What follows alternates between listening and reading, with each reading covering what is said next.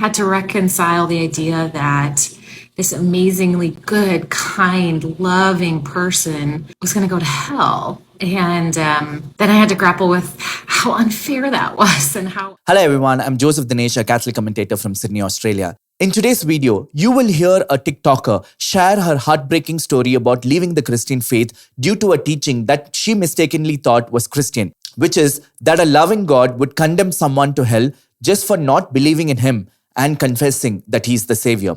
This misconception didn't arise out of nowhere. In my view, this is one of the most dangerous false teachings propagated by certain Protestant sects, as it portrays God as an unjust, unloving, authoritarian figure who condemns non-believers to hell for their lack of faith and lack of obedience. As I've discussed in many videos, this notion is far from the objective truth aligned with the Catholic teachings.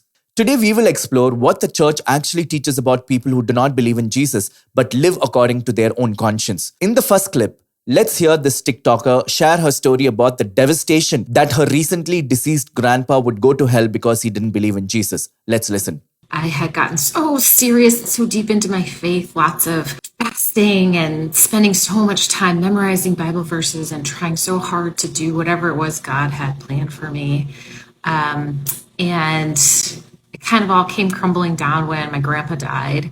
He was one of those amazing people who's always there for you and cooks you a meal and fixes your stairs when they're broken.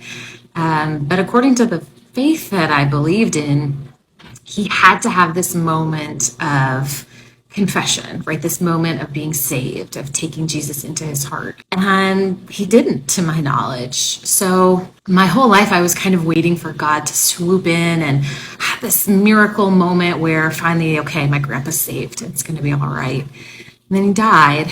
And I had to reconcile the idea that this amazingly good, kind, loving person was going to go to hell. And then I had to grapple with how unfair that was and how unjust it was. And so, and it took me down a long road of deconstruction. There are three misunderstandings that we need to clarify for this poor lady, enabling her to return and embrace the Christian faith. First, even a non-believer can be saved. Many Christians assume that everyone who isn't a professed Christian, including non-Christians, non-believers, agnostics, and atheists, are going to hell. However, this is not the teaching of the Catholic Church.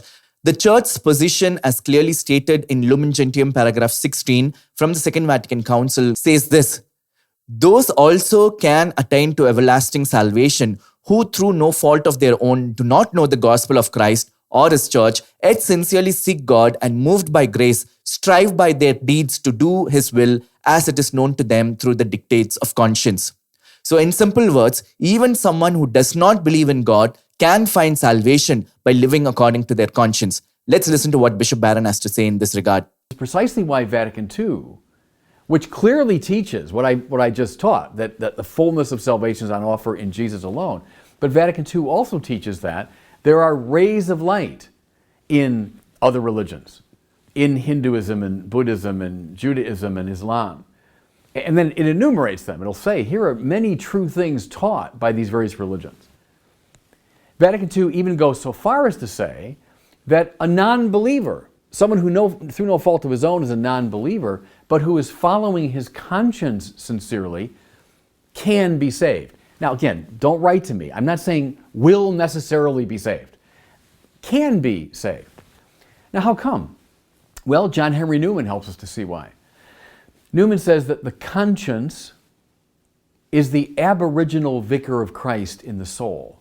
See what he means? Is that the fundamental representative of Christ in the depth of everyone's soul is indeed the conscience. And so, yes, even a non-believer, but who is in good faith following his conscience, is in fact following the voice of Christ, though he might not fully realize it. Second, God does not send anyone to hell.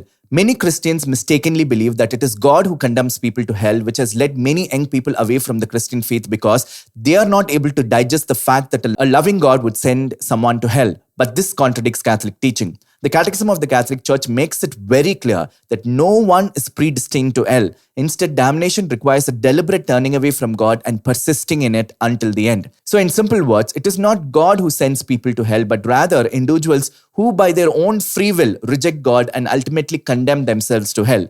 This notion that God condemns people to hell is a misconception found in certain Protestant denominations which should be resisted at all cost. In fact, to refute this understanding, let's consider the words of the renowned Protestant writer C.S. Lewis, who wrote, "I willingly believe that the damned are in one sense successful rebels to the end, that the doors of hell are locked on the inside. How could a loving God send sinners to hell? He doesn't. They willingly choose it. Third, you are not saved by faith alone. Another common misconception found in some Protestant denominations is the belief that one is saved simply by professing faith in Jesus without emphasizing a life lived in cooperation with God's grace through acts of love. In fact, the parameter that is used by Jesus for salvation is not faith alone, but rather it is love.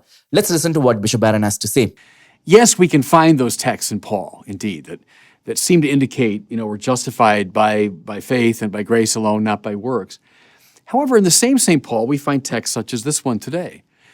We find a text such as, if you have faith enough to move the mountains, but have not love, you're nothing. Well, I don't know about you. To me, that doesn't sound like I'm justified by faith alone.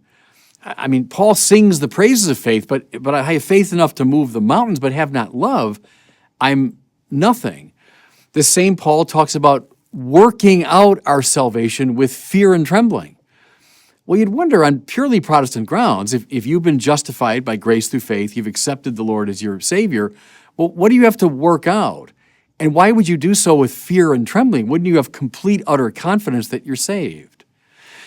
Think, too, of a text like Matthew 25. Go outside of St. Paul. When the judge at the end of time separates the sheep from the goats, the basis of the separation is not, some had faith and others didn't.